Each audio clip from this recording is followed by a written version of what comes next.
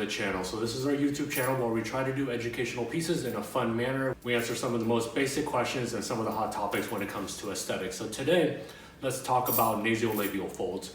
So there's a couple ways you can address it. You can address it by trying to lift the laxity off that area. The traditional way that most people know about it is just taking filler and plopping filler into that area. So that's not really my preferred choice, but we'll go over some of the ways I look at it, how as a provider we should look at it, and then also as a client, how are you looking at it as well. Let's figure out what's going on in this area. In one of my previous videos, we talked about the who, the what, the where, the when, the why, and the how. So we'll link that to the description below on how I look at aesthetics and how the client should look at aesthetics as well.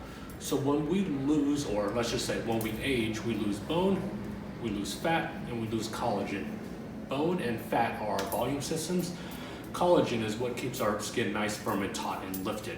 So in this region, what happens is as we age, we lose volume in the cheeks, in the mid-face, and then we lose some volume in here as well. But when we lose volume in this mid-face and cheek, what happens is all this skin that used to be held back here starts drooping and descending forward and down, and that's how we get the laxity here. So I'll pull up a picture to compare a mother and daughter in regards to why does the mother look 60 something and why does the daughter look 20 something when they generally have the same features, but it's those little mini changes in regards to volume loss and collagen loss that makes the biggest difference. One way you can fill this area, or one way you can correct this area, is with fillers. So you take a hyaluronic acid filler, whether it's Juvederm, whether it's Restylane, any other number of fillers that you can use, and people will come in and say, hey, can you fill this line for me? Because what they're seeing is the volume loss that's descending down and causing this heaviness, and secondarily through animation, when we smile, we compress onto that heaviness, so it forms this wrinkle even deeper. So yes, you can fill this area, but it doesn't fix the cause. And whenever it comes to aesthetics, I don't like to just mask the situation, but if we can fix what's causing it, you get a better result.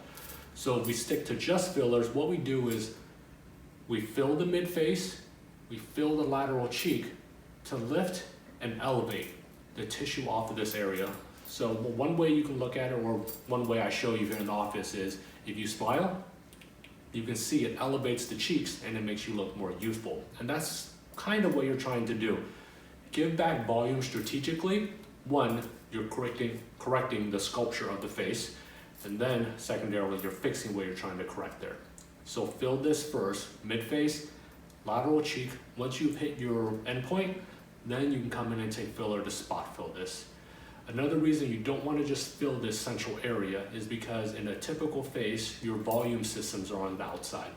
You have your cheeks, you have your temples, and you have the chin. For a female, that's how you create that V shape or the heart shape. For a guy, it's a little bit different, but once again, your volume systems are on the lateral portions of your face. When, I'll exaggerate my face, when you add volume to the middle, that's what's causing aging. So why would you take a filler and add more volume all throughout?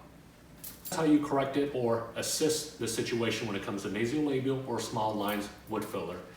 Another procedure that I do here, and what I prefer, is once again, how do we lift tissue off of this region? So depending on your skin quality, depending on how much volume you already have, then the other way to correct it is how do we take the tissue off of that area? And when I suggest that to people, they're like, hey, I don't want a facelift. I'm nowhere near a facelift. So we're not saying that, which if you want to, you can approach that. But what you've heard me speak about over and over is PDO threads. So with threads, what we can do is heaviness, take that heaviness off the front of your face.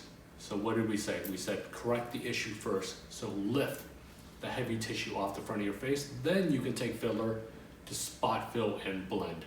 Or you do the combo treatment, which I'll show you another picture of, is lift that tissue off the front of the face, then use filler to spot fill, give back volume to the cheeks and the mid-face, and then if necessary, fill this area. With the nasolabial folds or the smile lines, you don't want to completely obliterate that area, meaning you don't want to puff it out, you want to give a bunch of volume to that area. You'll always have a little bit of a fold because that shows emotion. When you smile, it gives back that fold. So just conservatively do it, fix the underlying cause, and then you'll have a better aesthetic outcome. So two ways to do it, right? We talked about a filler, give back volume, then blend this portion. Secondarily, take PDO Threads, lift the weight off of that region, build collagen, build the lifting aspect, improve the quality of the skin there, then you can take filler to spot fill. So hopefully that's a quick and easy way to think about how do we correct smile lines or nasolabial folds. Once again, give it a thumbs up, give it a like, and then subscribe to the channel. We'll do a whole lot more educational videos.